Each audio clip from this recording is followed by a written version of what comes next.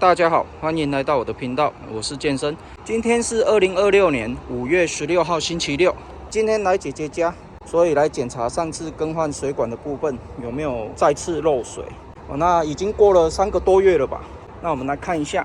上次換的地方在這邊，那這邊目前都是乾的，地上也都是乾的，所以上次換的效果還不錯啦，已經沒有再漏水了。今天要來幫他換熱水器的零件。那我們一樣先把水源關起來。那我們這邊一樣，就是將2個水塔這邊的水閥關掉，還有這邊的。今天順便換水龍頭，這個水龍頭會漏，還有洗衣機的這個管子，先把它拆掉。那這邊這樣就換好了，換一個新的水龍頭，然後一條新的入水管。工作完成以後，要記得把水塔的開關打開，這邊也是。那我們這邊更換完成以後，打開水讓它泄壓，然後等一下關起來，看會不會漏水。熱水器這邊也換好了，那等一下也是看一下有沒有漏水。然後這邊多裝了一個可以泄壓的，它裡面的壓力太大的話，它會從這邊泄壓。這樣子對熱水器的筒子保護應該會比較好。接下來我們就是等裡面的水注滿，然後加熱完成以後，看這邊會不會漏水。因為我們這邊有換過嘛，所以看會不會漏水，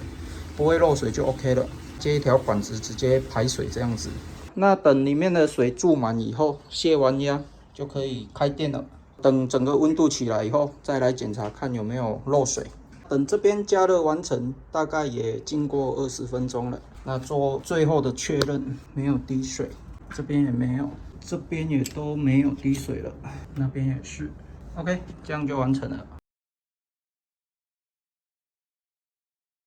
經過1天的時間，我們來看一下，這邊都沒有漏了，這邊也沒有漏了，熱水器那邊也沒有漏了，地板都是乾的，那這邊地板也是乾的。OK， 那這樣子換起來就完成了。因為今天又要來幫忙姐姐家修門，它是這一根壞掉了，那我拿磚尾把它磨一磨，然後直接裝上去，順便換這個門把，換好就 OK 了。就這樣子，那這一根就是大門下面固定的那一個鐵柱，整個都磨掉了，導致它的門在關會稍微有一點晃，門會對不起，所以就要去找一個這種鐵柱來更換。一開始我找了很多個類似的規格啦，看起來還比它大一點的，結果裝上去都不行，像這個，然後後來就找了一個比它更大一點點的。我印象中應該是12.5 mm 的，然後把它切斷，稍微磨一下，硬把它敲進去，這樣子它的門才會比較好開。換門鎖的部分，基本上這種門鎖，你如果再更換的話是很好更換的，它就是一個蓋子而已，然後你就是把它轉開，這邊就會有2個螺絲，把螺絲拆下來就可以了。本來這一個我是可以留下來繼續使用，但是它的彈簧這邊斷掉了。所以它沒有辦法回彈，這個也用了快20年了啦，所以就直接把它汰換掉。這個表面會有這些破壞的痕跡，是因為它這個整個，我不曉得它是因為時間的關係導致它裡面有一些，因為這個看起來好像是膠啦，不曉得它當初是怎麼弄的，反正它就整個就粘住了，用人的力量根本就拆不開，所以只好去買了一個這種比較大一點的这種夾子。然後整個把它夾掉，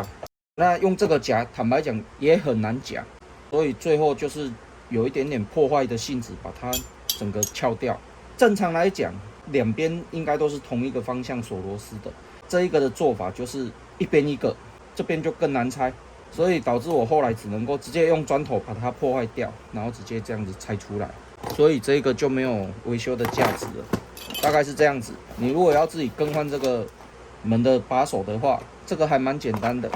只要不要遇到像這種好像有類似這種粘膠的，基本上你只要一轉，這個保護蓋應該就可以拿下來了。那我這一篇居家簡易維修3個月後復檢分享影片就分享到這邊為止。那如果你喜歡我的影片的話，敬請訂閱和分享，謝謝。